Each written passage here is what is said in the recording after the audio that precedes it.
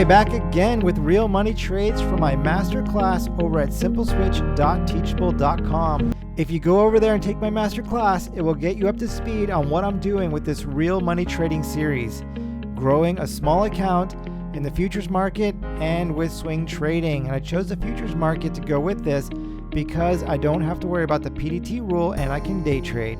In my masterclass, I take you from day one, I want to be a trader, then selecting a broker, opening an account, then teaching you how I build winning strategies that fit you. I call it the PLG, personality, lifestyle, and goals. But not just that, strategies that have a proven statistical probability of success. Once we build our strategies, then we build a trade plan to go with those strategies. Two completely different things, traders. You need a good strategy and a good trade plan to be successful. Then I sim trade those strategies, and now we're into the real money trading portion of building a winning strategy. That is what this series is about. I plan on trading these accounts until the end of 2023, and we'll see how far we can grow them in 1 year's time. Now, I don't know if these strategies are going to be successful. We're going to find this out together, and if they're not, hopefully I can tweak them along the way to make them successful. I started my futures account with $1,700 because that was the bare minimum I felt like I could start with. And then I started my swing trading account with $2,000. Again, I felt that was the bare minimum I can start with. In my masterclass, I explain all these details on why I make the decisions, what you're seeing on the screens, the charts that you're seeing, all the tools, all that stuff. This class can benefit beginner traders and pro traders alike. I do trade with my algorithm, but you don't need that in order to benefit from my masterclass. You can trade with whatever tool it is for you. If you're thinking about taking somebody else's class, my masterclass can help you choose what other strategy might be right for you. This way, if you're going to spend a lot of money to buy somebody else's strategy, it would really be good if that strategy would fit you. And I teach you all about that in my masterclass, so go check it out. But for now, let's get into today's video. Okay, so here we are with MGC in the futures market Sunday night, the last week of the year trading. We got about 30 seconds left, and we're going to jump into MGC here to the long side using the rules that we have set up for red light, green light. And my club members have access to all those rules that I'm trading with red light, green light on MGC. So we got 15 seconds left. Getting ready to jump in with one contract. Can MGC get us a nice win here? All right, let's see, to start the week. That'll be awesome. Got 5 seconds left. 4, 3, 2, 1. Let's go. All right, and MGC would be awesome if this thing would try to come all the way back up here to test this support level, which was once support, may become resistance. Let's see if it wants to come and retest that. That would be fantastic. So let's mark it up real quick. Okay, there we go. Oh, if I would have waited one more second, I could have got a little discount. All right, now we're going to put the OCO order in. Let's punch in 50 here. All right, we're long, so we're going to sell to get out. I always got to remind myself because I short and I go long, flip-flopping all kinds of different stuff that sometimes I put the wrong thing in and I end up buying more shares instead of exiting. All right, so here we go. So that's why I talk to myself when I say it out loud. All right, can MGC retest the top of this, get us here? So that'll be awesome. Actually, I'll tell you what I'm going to do. I'm going to push this up to here because this would be ideal, but I don't want to be greedy. I need to do what the algo says, right? The proven statistical probability of success. So I'm going to put an alert in. So alert at or above. So when it gets to the target, I can come in, move my stop up and capture that. So this way I at least capture our 1-to-1 that we needed and then give myself a chance to get more boost, to get more out of this trade, a little squeeze more out here. So we'll see what happens here. So yeah, so got my alert in, my OCO order in. Once this breaks once this gets the alert triggered, I can move my stop up, capture the 1-to-1, and then let this thing run and see where it goes, and squeeze some more out. So that's the plan. So we're in the trade. You saw it. Now we'll have to wait for the conclusion. 30-minute candles, so it could take a while. I'll be back. So here we got MGC in the log. So with right now we're looking at our scaling ladder showing us rewarding about $100, right? So scaling ladder for futures, we're around the $100 risk reward range. So I'm going to go ahead and look to add another contract if this retraces, because right now we're only risking about $50, $52 after commissions. We're making 52, risking 57 because of commissions, right? But I think there's room to add another contract if we retrace, Because if we don't retrace, then I'll be risking like 120, and that's a little bit outside our range. With MGC, I don't want to do that. So I'm going to wait for to retrace, and then we'll do that. If not, we'll make that 50 bucks on it. All good. Here we are with MGC on a little retrace. But if we can retrace down into this level, or even fill this gap that's right here, then I'll be looking to add that other contract, and then we'll see where it goes. But in the meantime, we'll just let it ride, and I'll bring the conclusion to you. All right, so there we go. Stopped out for less than we were expecting. Looks like we made $30 in that trade. Let's go ahead and put that in the My Strategy Manager. All right, so here we are. Put that update in here. We got out at 18.1340 with that one contract. You know, it's too bad because we missed out on the alert. Like, it didn't alert for some reason, so we missed out on the full trade. Ended up with $25 after commissions, but, you know, we're still growing the account. So it's 25 bucks. We're growing the account still, so all good. Let's go back to the top of the page here. So this account now has $2,205 in profit, or total actually. Sorry, total gains. We started with $1,700, and then after commissions, we're looking at $505 profit. So it's still awesome. I mean, the account's still growing, going the right direction. All good there. So here's the trade, My Strategy Manager from our trades. We started back in November when we made our first futures market trade, because we were waiting for a loser and it missed out on so many winners. This account would be up by thousands right now if I didn't do that, but it is what it is. So anyway, so there we go. So we have some losers in there. Casino trade, that was a loser, and a few other losers in there. Another casino trade. Anyway, so all good. Let me go back to the chart. Okay, so it was very tempting here to not have my stop, to leave my stop here and just wait for another hit. But I have to trade on a statistical proven probability of success, and that's all I can do. And that statistics tell me that once it hits the target, that's the trade. After that, I don't know what's going to happen. I can want, wish, hope. I can look at technicals and start to justify why it's going to go up higher. You know, start doing the subjective viewpoints and confirmation bias and all those things that go with technical analysis to convince myself that the right thing is to go up. And I think that's what a lot of traders do when they trade on technical analysis. That's why you have traders going long and traders going short, traders buying and traders selling, because they're looking at stuff and convincing themselves of what they want to believe they see, or what they want to believe is going to happen. And I can't trade like that. So I need to trade on the statistics. That's how the numbers work out at the end of the year, and that's how I make money. So anyway, so there we go. So that's that trade. We're closed down, and then we'll see if another trade sets up tonight. It doesn't look like it's going to. The market's kind of going sideways right now. So overall, my tickers that I trade. So we'll see what happens. If something does set up, I'll bring it to you. If not, we'll see you tomorrow. Hopefully we'll have another trade tomorrow. All right, so here we are with another update with our account. So let's see, how are we doing with this new strategies? So far, we're in K. We're still in K. It's finally rebounding. I wish I would have added to my position down here, but here we are on its way back up. So we'll see what this does. I'll go start into curl on its way back up. So this could be pretty nice. Still in the green zone. Everything looking good with K. Then our next ticker, VOC, oil, or energy rather. So we ended up adding to our position, right? We got in over here, added to our position in this candle, and now we're back off to the races. So nice profits going on with VOC. Lots of potential here. Could be a nice $150 winner overall because of the low risk addition that we did here. So I never want to add to a losing trade ever, ever, ever, ever. What is a losing trade? A losing trade is when it gets through my stop. Then it's a loser. It's time to get out, not time to add to my position, right? So I know some traders do that. You know, the thing's going down, you start adding to your position because you want to average your cost down so that when it rallies back up a little or has a bounce, you can get out with a reduced loss or even maybe in profit. I do not do that. If it's a loser, it's a loser because I don't know how far it's going to go down. This thing can go down like way past where I'm of it, you know, and I can end up losing a lot more money. So I'm out. But if it retraces inside of the play area, this is my play area right here. I know that this is the expected movement. Once it gets below, then it's, you know, it's bad, game over, right? I'm out. And then once we get to the target, then I need to start locking in profits.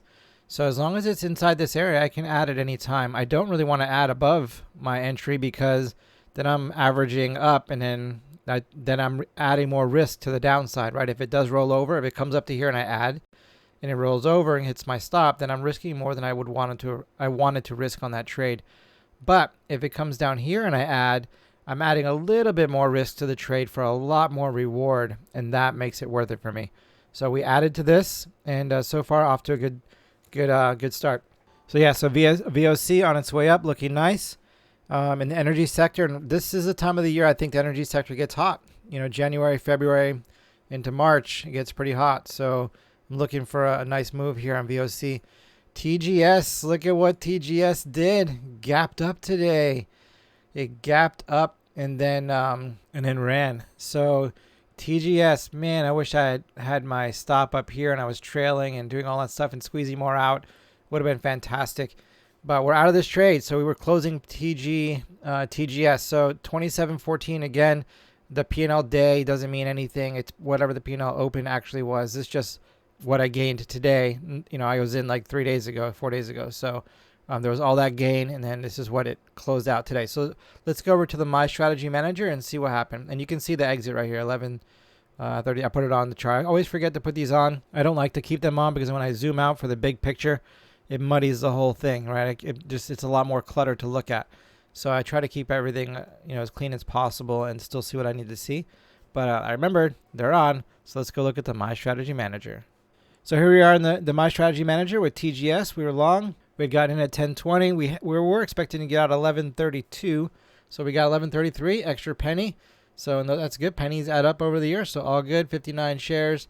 And then, we were risking $1.10. We made $1.13, so better than our risk. And then position close, so $66 added to the account.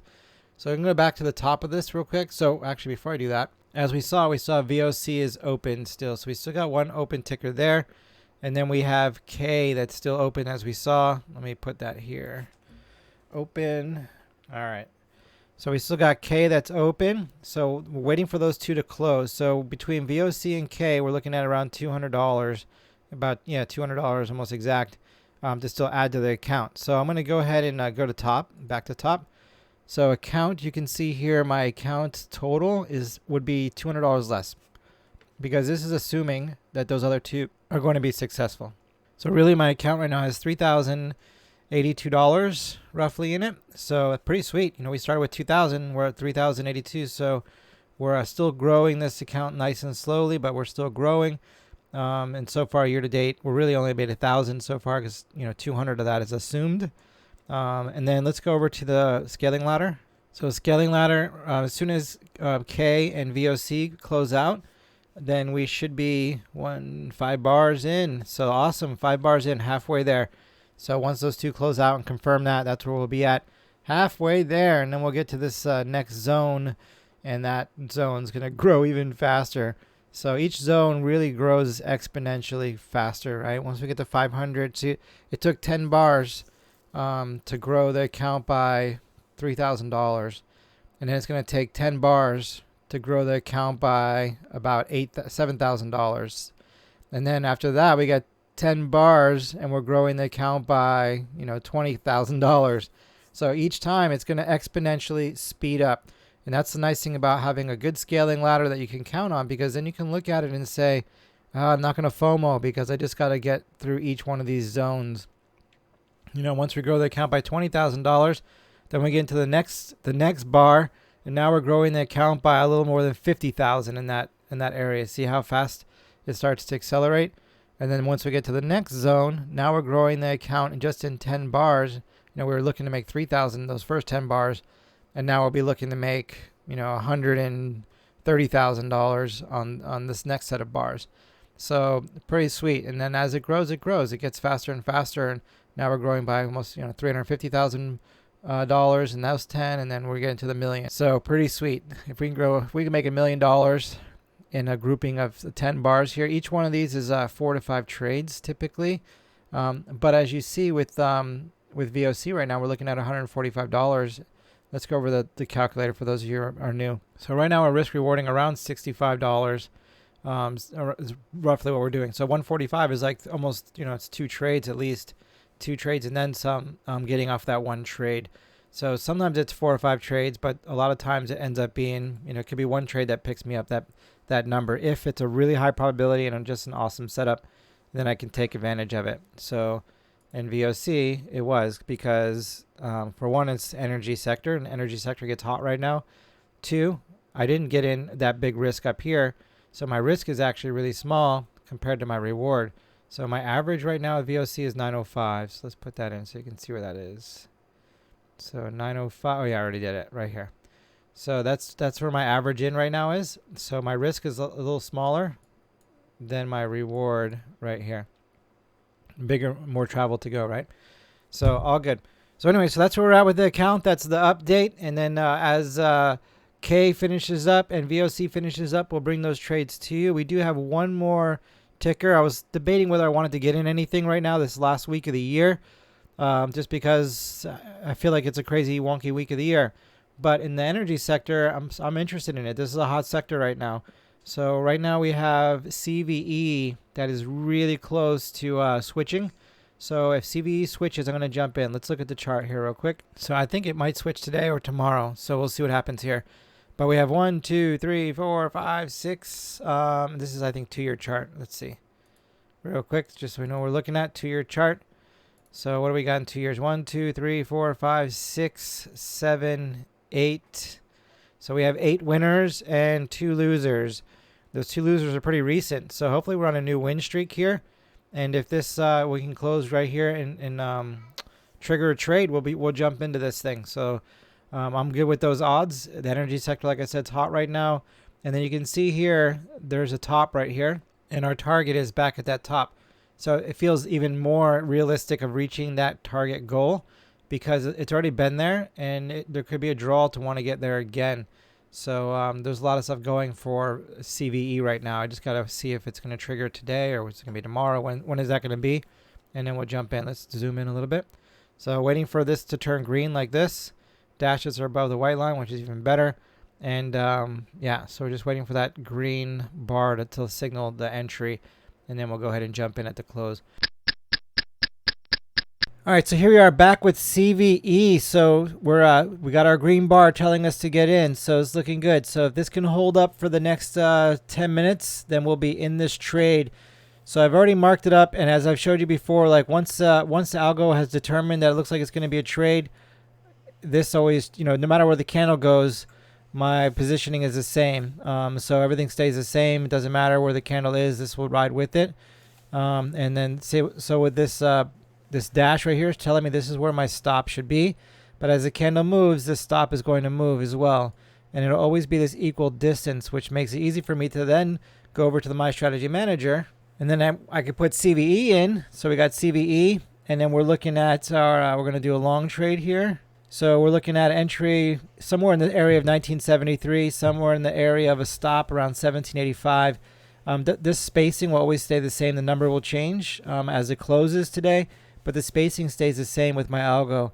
So that then tells me that we're looking at a risk of $1.88 is what our risk is. So then I can come over here to my calculator and I can put in CVE, the cost. This is telling me how many shares I can afford. And then this is telling me with the $1.88 risk, not wanting to risk reward more than $65, I should buy 34 shares. So right now we're going off of a count of 3281, which is risking 2%. I know I'm risking actually a little more than 2% because this is not realized. There's only $3,000 in the account because I have those assumptions in, which I could fix that and make it just be zeroed out so this would be accurate. But I prefer to do it this way. So $3,000, 2%. So even if 2% of 3,000, I could just change this here. So a $3,000 account, 2%. I really should be risking $60. See how that works? So then I can come up here and go to 60, and then 32 shares is what I should end up getting. Okay, perfect. So now we got our 32 shares. Now we have our accurate setup. So I'm going to go back over to the My Strategy Manager swing page, and I'm going to put 32 shares in. 32 is what we're getting in at, and then it is the strategy we're using is RG, not RG70.